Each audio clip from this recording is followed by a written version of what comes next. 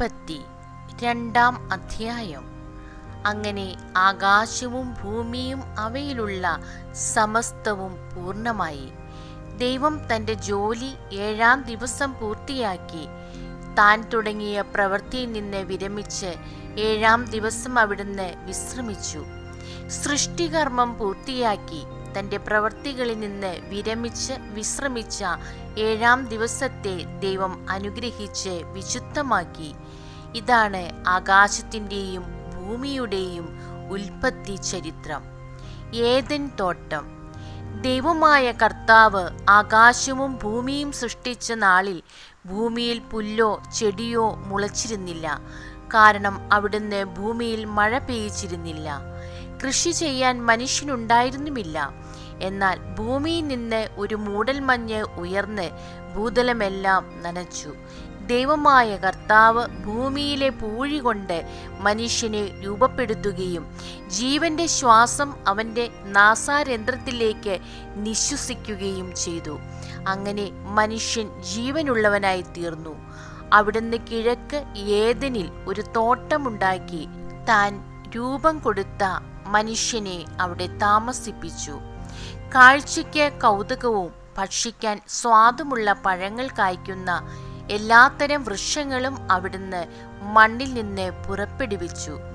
ജീവന്റെ വൃക്ഷവും നന്മ തിന്മകളെക്കുറിച്ചുള്ള അറിവിന്റെ വൃക്ഷവും തോട്ടത്തിന്റെ നടുവിൽ അവിടുന്ന് വളർത്തി. തോട്ടം നനയ്ക്കാൻ ഏദനിൽ നിന്ന് ഒരു നദി പുറപ്പെട്ടു. അവിടെ വെച്ച് അത് 4 കൈവഴികളായി പിരിഞ്ഞു. ഒന്നാമത്തേതിൻ്റെ പേര് പിഷോൺ. അത് സ്വർണത്തിന്റെ നാടായ ഹവില മുഴുവൻ ചുറ്റി ഒഴുകുന്നു. ആ നാട്ടിലെ സ്വർണം മേൽത്തരമാണ്. അവിടെ സുഗന്ധദ്രവ്യങ്ങളും പവിഴക്കല്ലുകളുമുണ്ട്. രണ്ടാമത്തെ നദിയുടെ പേര് ഹിഗോൺ. അത് ക്രിഷ് എന്ന നാടിനെ ചുറ്റി ഒഴുകുന്നു. മൂന്നാമത്തെ നദിയുടെ പേര് ടൈഗ്രീസ്. അത് അസറിയായുടെ കിഴക്കുഭാഗത്തു കൂടി ഒഴുകുന്നു. 4ാമത്തെ നദി യൂഫ്രട്ടീസ്. ഏദൻ തോട്ടം കൃഷി ചെയ്യാനും സംരക്ഷിക്കാനും ദൈവമായ കർത്താവ് മനുഷ്യനെ അവിടെയാക്കി. അവിടുന്ന് അവനോട് കൽപ്പിച്ചു, തോട്ടത്തിലെ എല്ലാ വൃക്ഷങ്ങളുടെയും ഫലം ഭക്ഷിച്ചുകൊള്ളുക. എന്നാൽ നന്മ തിന്മകളെക്കുറിച്ചുള്ള അറിവിന്റെ വൃക്ഷത്തിന്റെ ഫലം നീ തിന്നരുത്. തിന്നുന്ന ദിവസം നീ മരിക്കും. ദൈവമായ കർത്താവ് അരുളി ചെയ്തു, മനുഷ്യൻ ഏകനായിരിക്കുന്നത് നന്നല്ല. അവന് ചേർന്ന ഇണയെ ഞാൻ നൽകും. ദൈവമായ കർത്താവ് ഭൂമിയിലെ സകല മൃഗങ്ങളെയും ആകാശത്തിലെ സകല പക്ഷികളെയും മണ്ണിൽ നിന്ന് രൂപപ്പെടുത്തി. അവയ്ക്ക് മനുഷ്യൻ എന്തു പേരിടുമെന്നറിയാൻ അവിടുന്ന് അവയെ അവന്റെ മുമ്പിൽ കൊണ്ടുവന്നു. മനുഷ്യൻ വിളിച്ചത് അവയ്ക്ക് പേരായിത്തീർന്നു. എല്ലാ കന്നുകാലികൾക്കും ആകാശത്തിലെ പറവകൾക്കും വയലിലെ മൃഗങ്ങൾക്കും അവൻ പേരിട്ടു.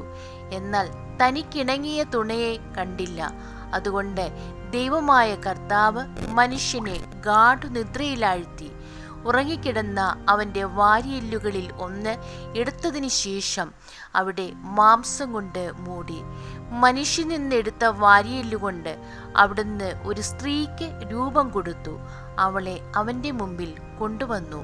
അപ്പോൾ അവൻ പറഞ്ഞു, ഒടുവിൽ ഇതാ എൻ്റെ അസ്ഥിയിൽ നിന്നുള്ള അസ്ഥിയും മാംസത്തിൽ നിന്നുള്ള മാംസവും.